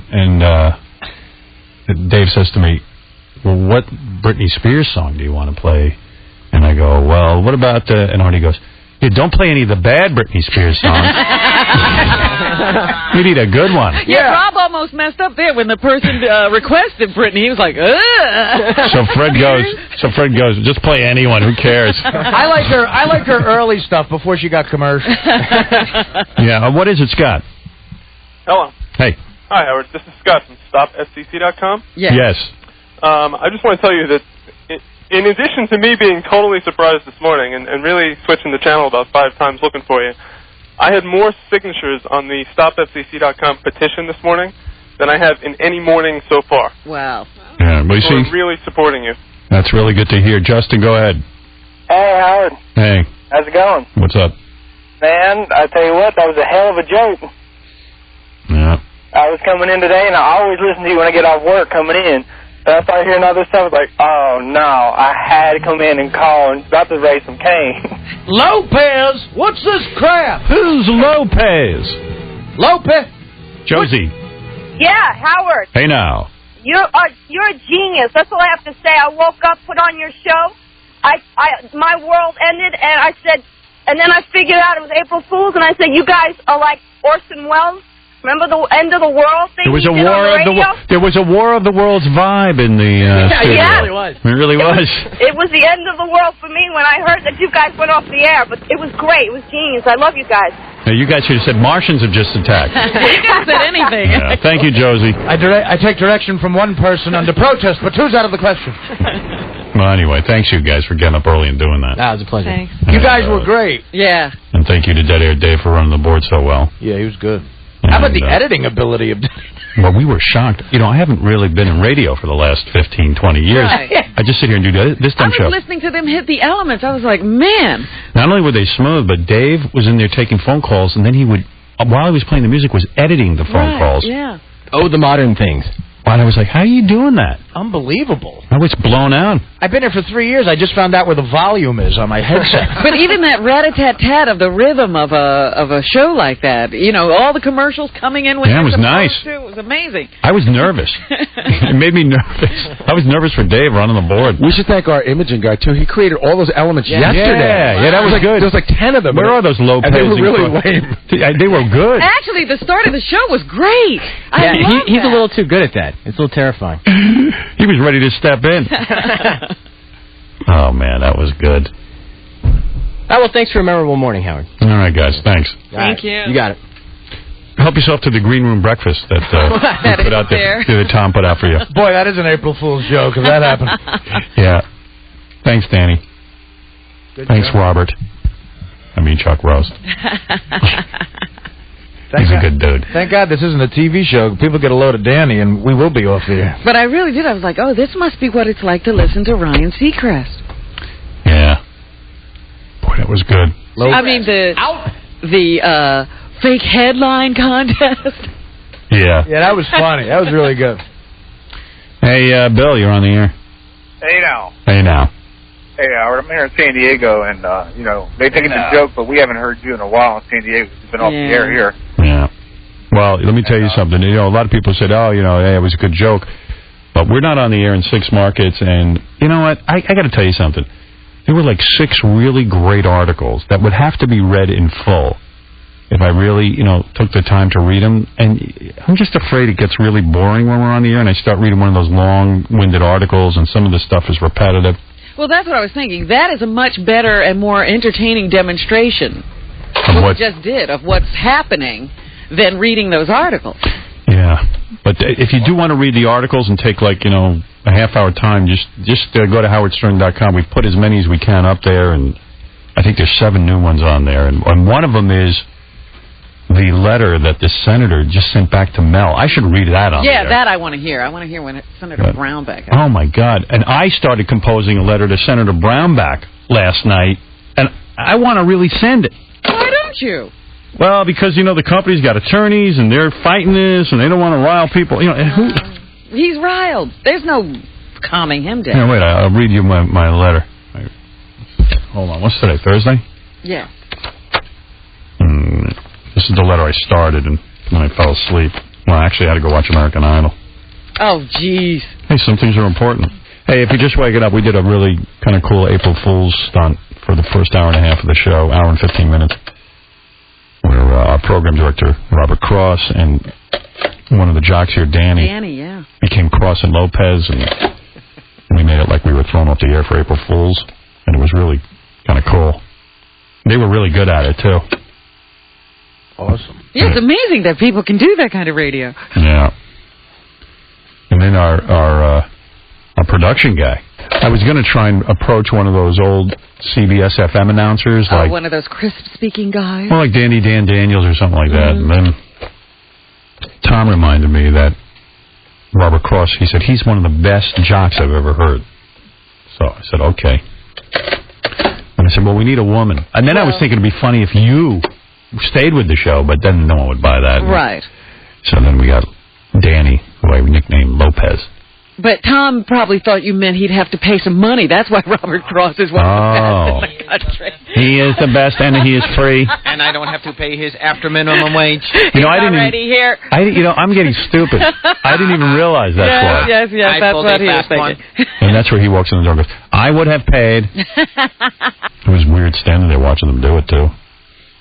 Brian, you're on the air. Hey, Howard, how you doing? Hey, now. Hey, you got me good today. Yeah. Yeah, I wake up, I'm sitting there cussing at the radio while I'm driving to work. Next thing I know, I'm ramming into a car. Not paying attention to anything, just ran right into a car. Yeah. Oh, man, I was pissed. Hey, are we having that guy Raymundo and his Girls of Color in today? We were supposed to, but you know what? He hasn't shown up yet. What, Raymundo finally looked at those girls and figured out they weren't hot? Bingo. I had the Rock book for today, but because we did our little prank, he's going to come in tomorrow. Yeah, we canceled The Rock. Is there a chance to prank you? The Rock's a weird dude, man. Now, this guy's got a major movie career going, and he did this thing where he covered like half his body in tattoos for real. No. Come on, are you serious? Yeah, I think so. Really? Didn't he? He did a whole sleeve and the whole one half of his body. Now, unless it was for a part. I haven't seen it. Yeah, some of those tattoos don't fade for a while. Do you think it's like a henna? No, this looked pretty real. He showed up at some wrestling match and his whole body is covered in tattoos. And I'm like, that's not. Yeah, I don't think that's real. Well, Richie from me told me that. Well, you know who else is a strange guy? Remember at the end of the show yesterday, I said The Rock was going to be on this morning? Double A was outside 5:30 this morning with 3 WWE belts waiting for The Rock. Oh, no. What is he doing with belts? He's a weirdo. Don't ask Robin. Yeah, he was a wrestler, Awesome Angelo, Double A. Those tattoos are real. They are real. Yeah, because his grandfather's is covered from head to toe in those Polynesian tattoos, I don't know what they're called, and it's like a tribute to his heritage. So he did my! Well, why would you do that? I mean, just because I know if you want a certain, like the guy's got a movie career going, why would you screw yourself up like that? Is he thinking? No. Well, we got to ask him about that. Yeah, he'll be here tomorrow. And Raymundo and his Girls of Color haven't shown up. Is there a chance Raymundo fell for the joke and turned around? Could be. He might have tuned in this morning and said, hey, the show's off the air. I'm not going to bring my Girls of Color here. Right. Raymundo, call in if you... The Girls of Color are not going to Cross and Lopez. Hey, John, you're on the air. Frank. Howard, hey. Last night's Courtney Love episode of B was outrageous, unbelievable. That was a good show, huh? And the show right after it, the one that came on after it with the girls participating in the games there, I was reading something about a history of New York, and they had a thing about naked leapfrog. Back in 1832, these evangelists were trying to clean up the city, and they went into a den of iniquity in East 23rd Street and East 27th Street, and the girls were playing naked leapfrog for $15. I don't doubt. What was he talking about? I think in 1938, girls were playing naked leapfrog somewhere in New York. I didn't even hear a word he said. I just zoned out. But he loved the show last night on E! Oh, good, okay. Steve, you're on the air. Howard, you got me crying this morning at 6:15. Yeah, that was good, man. Yeah, I call all my friends. Because where I'm living at now, I can't get K-Rock, but I was getting a station in Philly, and they had them two dorks on the air. And I'm calling to see if they're on K-Rock. I couldn't get on your website. I couldn't get anything. The website came to a crawl. Yeah, because everybody was getting on? Yeah, everybody was getting on trying to figure out what do we do. That's why on the website I want to get one of those bulletin boards up there so people can start talking to each other. That would be pretty cool. Jerry, you're on the air. How you doing, Howard? Hey. Boy, you joked me this morning, man. I called my buddy Mickey Wyatt up. First thing we started talking about how bad Bush is running this war, and he's going to sit there and mess with you over something stupid that you said. Yeah, it's just unbelievable. But I don't even know. I'm lost for words. I'm still shaking over the fact that I got up this morning and didn't hear your show. So I was going to do it till 10 o'clock in the morning. Well, that's what we're facing now. Don't I think think we're not. you should give me $500 for the pain and suffering I went through for an hour and 15 minutes. All right, you won $500 cash from Kill Bill Volume 1. The fourth And I one want to from... split it with my buddy Mickey White, man. All right, Quentin Tarantino on DVD April 13th. You also qualify to win a trip to the DVD release party at the Playboy Mansion. Not only was the website brought to a crawl, but Tom couldn't even use his phone. He was so flooded with phone calls. Yeah, people were pissed at Tom. But that's every day. And I don't think I'd want to be the person who replaces us. Yeah, they should go to an automated format. Captain Jenks, you're on the air. Hey, Howard. Fox News Channel is running a ticker at the bottom of their screen that says that they apologize for running a false story about the Howard Stern show being taken off the air. Oh, that's great. It proves they're still not checking their sources, because if they would have called, they could have found out. No, they wouldn't have, actually. No. Yeah, everybody was on the phone saying it was happening, too. Well, if they called Hartford, they would have found out. I mean, it's reasonable to think that a news organization could turn on the radio and hear that we're not on the air. Yeah, but all the fun without the filth, I even didn't buy into that, Howard. There you go. Ryan, you're on the air. What about the date? It's April 1st. Wouldn't you question it just a little bit? How many people you know the date? I don't. Who would even know it's April 1st? Ryan, you're on the air. Yo, my nigga, what's up? What's up? Hey, about the Rock, that's a 30-day tattoo. Oh, okay. The one he had at the wrestling match? Yeah. Because Richie told me it was too real. Nah, my buddy that does set design work for HBO Films and all that stuff, they put it on there on certain characters. It's a 30-day. So they don't have to sit there every day to redo the tattoo. Oh, okay. See, I had to figure it was one of those henna things. I was going to say, the guy's messing up his movie career. Don't listen to Richie. And Richie always sucks me in. We're going to go see Hellboy today. I don't think I can go. I'm really upset. upset. You got to go. Except do me a favor, and I mean to talk to you about this. Calm down with all the talking during the movie. I know when you don't like a movie. No. And let's not talk about I that. was sitting next to Vinny. Yeah, stop it. If I don't sit next to Vinny, I don't talk. And I told Vinny not to talk. Yeah, and Vinny's no longer welcome. I mean, really. We have these movie screenings. It's the coolest thing in the world. And when Vinny and Robin don't like a movie, they have to then become the movie. And they begin their commentary. And I was like, you know what? I was kind of like, I was sitting there. I was getting into the movie. I mean, it wasn't the greatest movie I ever saw, but I'm trying to get into it. And then you hear, oh, Vinny, oh. And then Vinny's like, here we go. And it's like... Well, I mean, Ralph was chiming in, too. Yeah, well, by the way, Ralph's no longer welcome. I mean, really. I mean, what's that all about? I felt like you guys were screaming for attention. No. Usually I sit at the back. Vinny invited me to sit next to him, and I said, but Vinny, you can't talk to me. And then, of course, he starts talking. I wanted to take a board and whack you and Vinny right over the head, drag you two out by your hair. I'm like the kid that got dragged into it. Wow. Tell Vinny the show's been canceled. I mean, the Vinny and Robin show. I couldn't believe it. I usually don't talk during movies. You of all people. And I usually sit at the back and I keep my mouth shut. Yeah. But Vinny will talk and talk and talk. Oh, man. I just was like, man, this is annoying. Oh, Hellboy.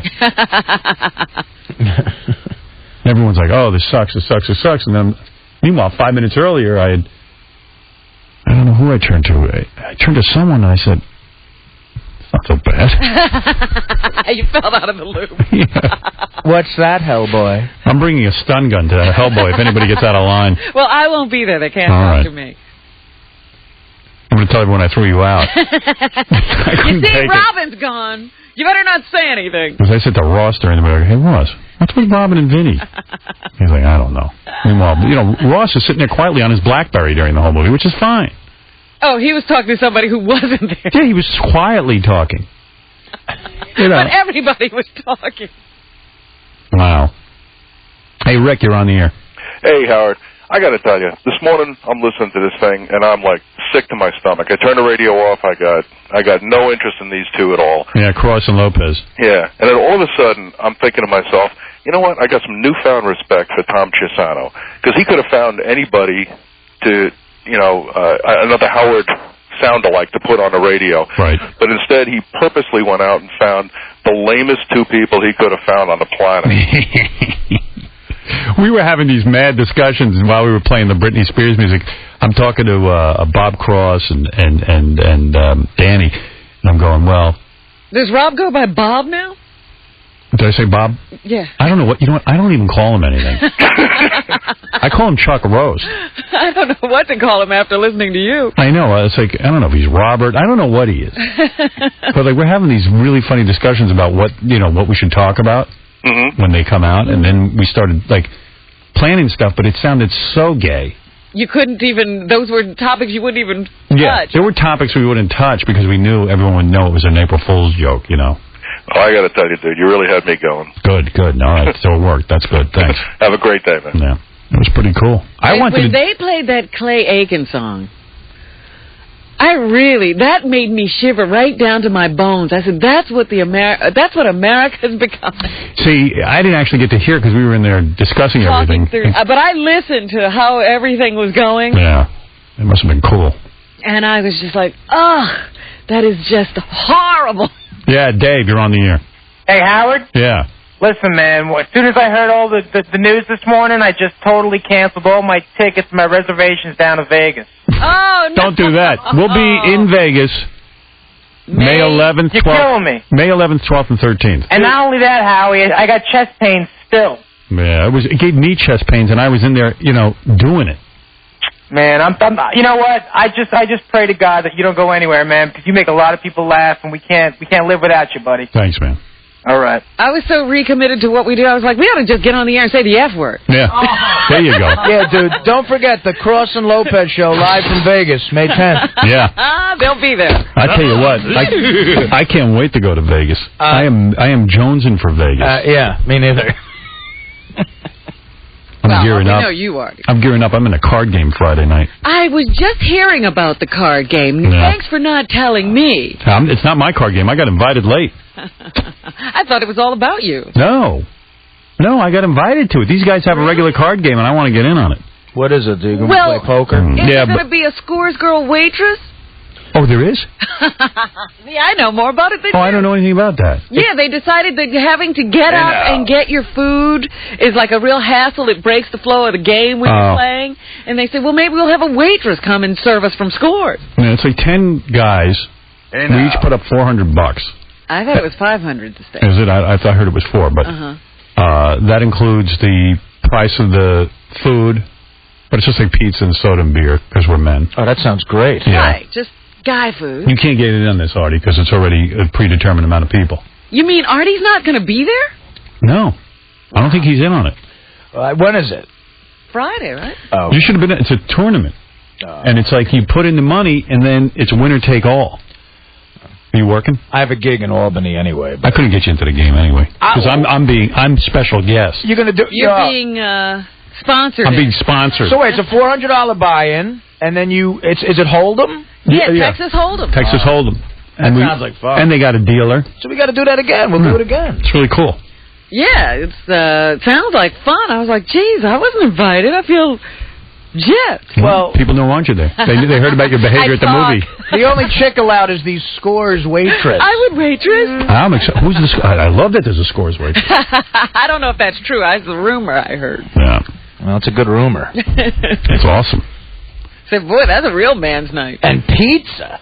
Yeah. Artie, where are you? I'll bring a tupper of cucumbers and tuna. You'll still bring your girl food. I'll bring girl food just to girl it up a little bit. There'll be 2 girls there, the Scores girl and me. Hey, Mark, you're on the air. Hey, how you doing, man? Hey, now. Hey, first off, I'll tell you, I've been a listener since for a long time. I moved up to Albany, back to Albany. I came in this morning. It was terrible, absolutely terrible. I get on your website. I get an email from my company pop up. You're on an unauthorized website. You're supervisor will be notified. Oh, my God. What kind of work do you do? I'm a facilities person. Whatever that is. Well, manager. I run pretty much a facilities manager. Hasn't he gotten nuts? And by the way, if you check out the website, all we do is have articles, and there's nothing dirty on there. No, I know, but that's... I knew it in the first place, but I was, like, just... It's unbelievable. How do they know you're on an unauthorized website? Well, they have people that... It's a security manager, and they monitor all the time. Wow. Well, I'll tell you, it's just... well, first off, I'm real excited to talk to you. You guys are awesome. So listen... Marty's thank you. Great add to the show. Thank you. And even what they did with Stuttering John, it's like, you took a guy who was part of an edgy morning show, and Jay, by the way, Jay has a huge history of stealing from this show. Bottom line. But anything he takes from this show becomes lame-ass Jay Leno. Yeah. And John's sitting there in his suit, just standing there, putting on a fake announcer's voice. And they don't know what... They've already, by the way, I know what's going on over there. They've already pushed him to the back of the room. Right, because the fake It's announcer voice is not going to work. He's either going to have to do his regular voice at some point.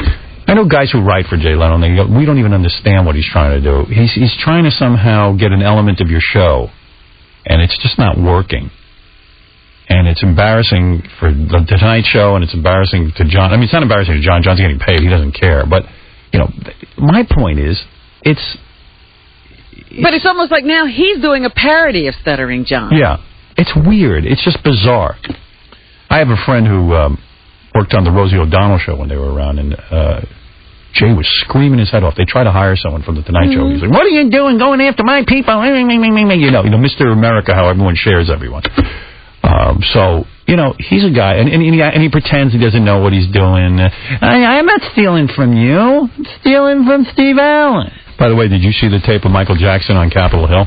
No, what was that all about? I was just reading that he was up there. Well, yesterday, the grand jury met to hear the testimony of this 14-year-old boy that he allegedly molested. Mm-hmm. So Michael Jackson thinking like, hey, I know what I'll do. I'll go to Capitol Hill and testify how I want to help black people in Africa with AIDS. I want to help all the children with AIDS in Africa. And this shows you how dumb he is. It's like he thinks in his world nobody's going to put together that one thing is happening and he's decided to do something to draw attention away from it. So a whole bunch of congressmen and everything, they avoided him. They didn't even want to be with him. And not to mention the fact that, let's face it, the guy can't leave the country. Right. The dude is on trial and his passport's been taken away. I mean, come on. Yeah. He doesn't have a passport to go to Africa and help children with AIDS. I don't know what he's talking about. Yeah. So he met privately with several black members of Congress. And while he was there, he signed autographs, posed for pictures. Yeah, did the whole publicity felt thing. up a 12-year-old tourist or whatever. It just sounds like he's getting as far away from here as he can. Yeah. I'd like to go to Guam and help people there. While I'm here, do you think you could pass a bill that would require children to sleep with an adult under penalty of law up to the age of 13? No, we don't think we can do that. So he's trying to build awareness of AIDS in Africa, Remember to always have safe sex. I practice safe sex. I send the parents away first. That's what I do. It's very safe once there's no witnesses. I don't know. I mean, I don't know whether he's guilty or innocent or what, but... This is not a good move. No. It seems like you're trying to... sway the public. Right. Pull some kind of a bait and switch on it. And it also seems he doesn't remember that, people despise him now. Oh, he'll never know that. No. It's completely out of it. That is kept away from him. And Sylvester Stallone is producing a new reality show called The Contender, which is based on his Rocky movies, and the show travels around the country and picks up 16 up-and-coming boxing dudes, and they beat the hell out of each other for $1 million. Him and Mark Burnett are producing that show. Yeah, I saw that. Mark Burnett is also producing something called The Rescue, I think, where they go around and they try to find missing children. I don't know anything about that. Like a reality show. He kept it quiet. It's already done. I guess it's going to be on TV. He says it's the most exciting thing he's ever done. How's this guy have all the time to produce all these shows? I gotta say, I'm into that boxing idea. I'd like to see that. Yeah, well, it's funny because Sylvester Stallone really believes he's Rocky. Well, he's now like the guy Tarzan. in his bed, and when he's senile, he'll be running around going Adrian because he thinks he's Rocky. See, nobody wants to be the next Rocky. Rocky was poor, stupid. The best chick he could get was ugly Talia Shire when she was really uglied up. Most guys want to be Sylvester Stallone. They should go around the country. Who wants to be Sylvester Stallone? Yeah, let's have that contest. Yeah. And if you win, you get to have a life like Sylvester Stallone. You make movies, you bang hot chicks, and you only have to make believe you're a fighter. You don't actually get your ass kicked. That's right. Nobody's really hitting you. Well, real quick, Vinny's on the phone. I just want to find out the details of the card game. Vinny. Yeah, hey, here's the details. We have a dealer, we have a woman serving drinks, and we have a private room, and it's going to go all night. It starts at 6 o'clock, and we're just going to keep on going. Yeah, but how does it go all night? Because, I mean, I'll be out after a half hour. I was going to say, well, how long will you last during the all-nighter? No, you know what? The law of averages, you'll be there for a while. I mean, come on. Each guy puts up how much money? 400? Yeah, 400. I wish it was more, actually, because, you know, I want to walk away with a lot of money. Yeah, but... Hey, Vin, does that 400 go for the cost of everything, too? Like... Yeah, see, that's part of it. See, Tom was doing the arrangements, so we're in good hands, but Tom Gismondo. But the problem is 400 when you take out the room, the money for the room, the drinks, and all that stuff. I don't know what we're playing for. Yeah, see, the table stakes should be higher. Yeah, I agree. Well, we'll discuss it. I mean, you know, I'll talk to Tom today, but it's going to be a lot of fun. And how much is the waitress? Hey, Artie, you were invited, by the way, and I think you're out of town, so that's why you're not. Yeah. I was? Who's in the game? I got to know who I'm playing against. Okay, you got Sam, Ben Ruby. Yeah, he's probably good. I think Ross is playing. I think Booker's playing. Booker, Tom, can he play cards? Booker's good. Oh, yeah? You got Frank Flores. No, yeah, all right. I think you got Tom Chisano is playing. Yeah. How many is that? That's like because Beth thought I was. She goes, "Oh, you guys are all just going to scores, aren't you?" And I said, "No. This is a real card game. This is a real game." You know what was funny? I was being told by someone that Sam Ben Ruby plays regularly. I know. Oh yeah, really good. Yeah, I'm gonna get my ass kicked. No, you know. Frank have a regular game. Ben Ruby did mention that to me, but he mentioned to me at an Allman Brothers concert. Yeah, I know I'm going to be the guy out first. All right, thanks, Vin. All right, that's later. No, but you know what, Howard? Hold him. If you just play conservative, you'll stick around. Yeah. Don't get drawn in. Yeah, but sometimes you got to bluff and put everything up, and you know what I mean. Well, we played in AC. You were good at it. I did win. You won. You were the. But big who were winner. you playing? Idiots. Me, John, me and Stuttering John. They were wasted. And Richie Notar. Hey, look, and dude. Richie Notar is the most annoying guy to play cards with. I was second. I told him I will never play with you again. He sits there. He's got ADD or something like. Right. And the same with John. It was like. Is Notar there? He's not there. No, of course, no. This is a real card play. These are guys who want to play cards. This was down at the Borgata. We were playing. And Richie like is talking to people, getting drink, and you go, "Hey man, you want to bet?" And even the dealer's like, "Are you in, sir?" Oh no! He's like, "Oh." Staying at the table. Yeah. Then he's like, "Okay."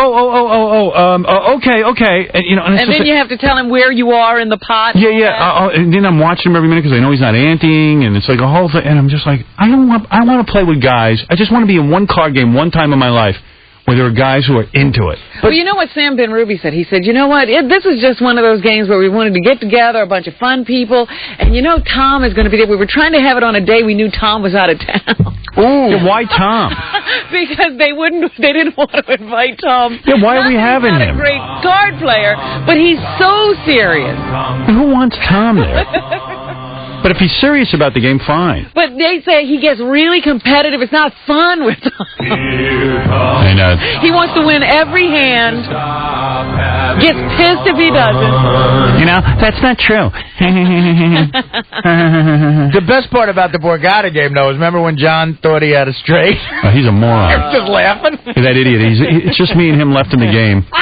And I roll out trips or something, and I go, okay, what do you got? The pot's like a couple $100. He goes, look what I got. He's just throwing money in. I'm betting against me. I go, man, he must really have something good. I'm thinking, he could have a possible straight. But I don't even see it. I'm looking at it. It's a kangaroo straight. I don't understand what he's got. I can't figure it out. He must be hiding a great pair or something. But I wasn't going out. I had something. So finally you show your cards. Show my cards, and he goes, look.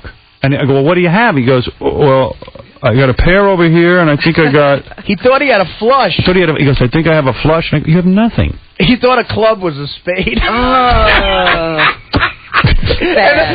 who I beat.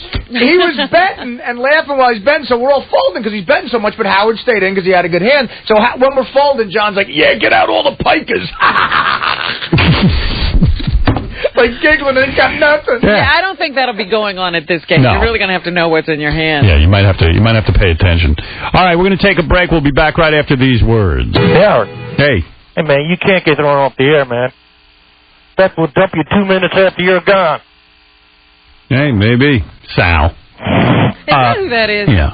Hey, next time you do this, tip off High Pitch Eric. I still think he's hanging from the Brooklyn Bridge. Yeah. Oh, my God. So funny. Great job today, Howard. You definitely had me fooled. Thank you, bro. Take care, man. Great show. Right. Sal, I know Sal. You're good. I didn't recognize the voice right away.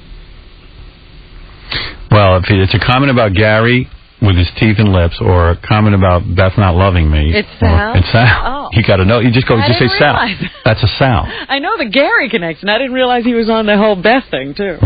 Why is my private life different than my on-air life? Yeah, I mean, you don't think Well, I don't think that it necessarily is. I don't talk about certain. In other words, when I'm with my kids, I don't sit there and talk about how bad I want to bang Robin. You know what I mean? I mean, yeah, there are differences, but I think I am who I am. I'm not being one way. You know what I'm saying? I guess I don't think you can behave. I don't even understand his question. What is he saying? I think he's saying, how come you're not consistently like you are on the radio? Exactly. Oh, he said, you say the disc jockeys keep it real on the air. This is still a performance in that. In other words, when I'm on the phone with someone in real life, I don't hang up on them. But in the interest of keeping the show moving for you, I will hang up on people, just much like I'm going to do to you now. Okay. All right. In other words, I don't do that in real life. He doesn't act differently any other day. When you're with a bunch of guys, you don't talk one way. When you're with your wife, aren't you another way? When you're with your kids, aren't you another way? Yes, in fact, I've been diagnosed with 17 different personalities all living within me. But everybody's like that. Everybody changes depending on their audience. Hey, guess who got fooled by our little performance this morning? My running coach, Josh. Why, he called you? Oh, yeah. I just heard a very sad message. Oh, yeah? Is it funny? He's like, I guess you don't want to talk to anybody. I love your life. You're a running coach. I love that. I like reading about your travels and your running coach and everything, and your drink, your special drink you have. Like you don't run with people. I love it. Running to a premiere.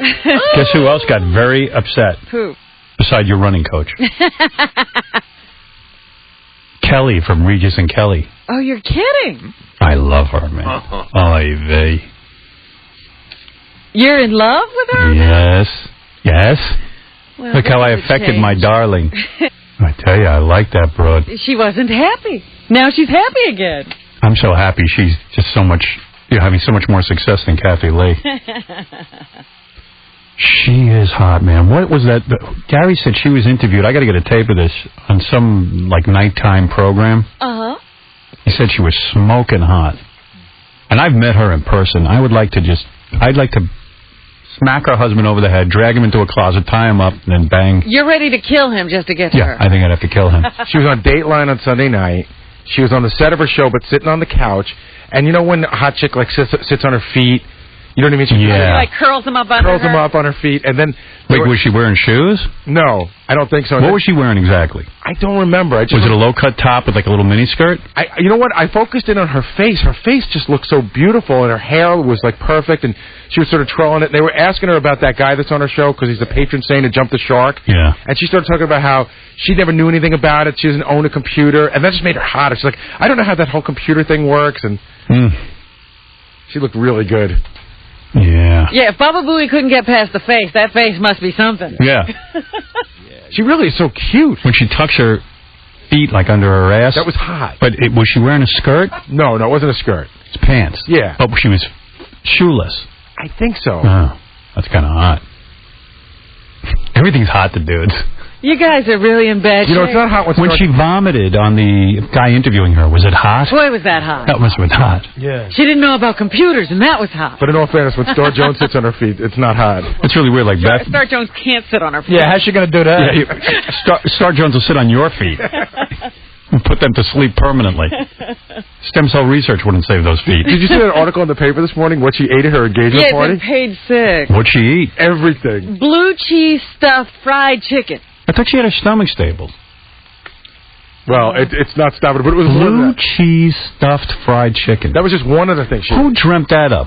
That's like putting heroin in front of Robert Downey Jr. Oh, that's good. what I was telling you. Remember I told you about the vanilla crispy lobster? You know, it's like, even if it's a good thing, they'll make it bad. Yeah, like lobster would be good for her. Right. Like maybe she'd lose a pound. But not a vanilla crispy lobster. But anyway, she had, the blue cheese stuffed fried chicken. She can't even breathe. Barbecued ribs. Sweet potato chips and Snickers truffle. Wow. Like, is there anybody serving anything that's not fattening in that party? I'm sure there's plenty of stuff to eat that's good for you. I'm sure there's a celery stick at the other end of the table. You know. And not when Star's in the room. This was her engagement party. It had all Star food. Then when a fatso like Star Jones goes, "Oh, you're lucky, you're skinny." And it's like, no, because I deny myself those things. That article said something funny about it. It calls her a chubby chatterbox. I didn't even see that. It says, the chubby chatterbox then ate... I think the most embarrassing story, more embarrassing than that, is that she's marrying potentially a guy who at least was with guys. I mean, that doesn't send off any alarm. And you know what's great? Did you see...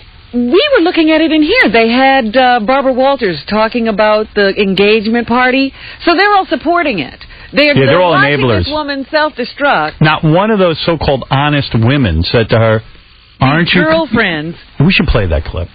All right, I'll get it. If you can get it. Barbara Walters, Meredith Vieira, Joy Behar were all there in that. Elizabeth Hasselbeck were all at this engagement party. The parents were at the engagement party. Everybody's coming to watch Star do this. To commit suicide. I'm booked in a couple of theaters in the next few months around the country, and I told my manager if it's a Clear Channel to cancel it. Really? Yeah. So. Good for you, well, I'm doing my little. Hey, Neil Young never works for Clear Channel, neither does Pearl Jam. Yeah. They've managed to have careers. I'm giving my little contribution. Every rock star stood up and said enough. Yeah, I talked to my manager about that. What's scary about it, he's like, I'll try to do that for you, but I got to be honest with you. He says they're all over the place. So even in comedy. Yeah, well, there's theaters that have a bunch of different types of acts. Right. Yeah, it's hard. It's hard to function in show business without using a Clear Channel. It's weird. The very artists are dependent on the radio stations and the venues. And then if they get on the wrong side of them, you're out of the business. Which is really what makes them scary, man. Which is why the artists have to break them down now before they get any bigger. Yeah.